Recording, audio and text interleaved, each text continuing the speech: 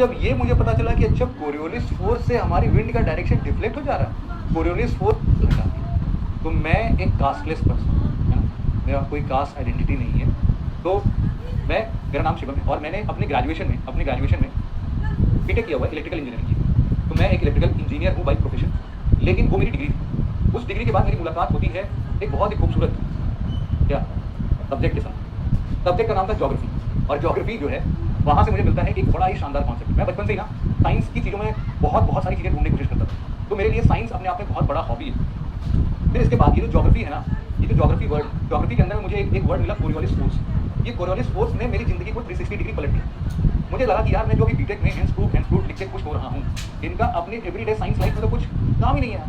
वो hence proof लिख के कितना कठिन हम लोग उसमें फॉर्मूलाज अप्लाई करते हैं, उसको डबल डिफरेंशिएट करते हैं, बहुत सारी चीज़ें करते हैं, समझ में नहीं आता है कुछ, उसका करेंगे क्या आगे चल के।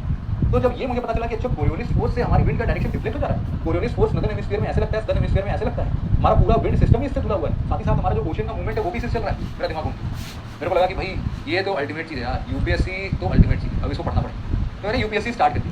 इट वॉज ईयर अराउंड 2012-13 की बात हुई है। तो 12-13 के बाद में मैंने फिर अपना 2-3 साल का अटेम्प्ट दिया है, जिसमें 2016 और 17 में मैंने 2 मेंस लिखे।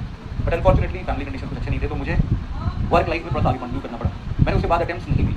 तो मुझे बचपन से ही पढ़ाने का बहुत शौक। जब मैं क्लास 6 में था तो मैं क्लास 4 बच्चों को पढ़ाता था। जब मैं क्लास दूसरा प्यार ज्योग्राफी, ये सब्जेक्ट वाले प्यार की बात हो रही है, नहीं तो मैं फिर अपने वाइफ का नाम सबसे पहले लेता। तो सबसे पहले साइंस जो है वो मेरा प्यार है। फिर मैंने साइंस से पढ़ाना स्टार्ट किया, तो मुझे साइंस के बारे में बहुत पढ़ा और मैं वही कर रहा हूँ, इसलिए मुझे बहुत खुशी मिलती है आप लोग को पढ़ा के, आप लोग को ज्ञान देके। तो मेरा सबसे बड़ा काम यही है कि मैं आप लोग को ज्ञान देता हूँ, पढ़ाता हूँ।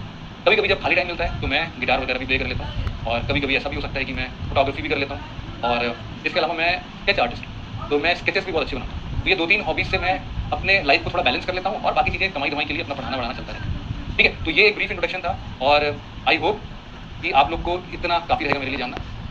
आगे बढ़ते हैं हम लोग, अब अपने दूसरे पार्ट पर आते हैं कि जब मेंस का सिलेबस हम लोग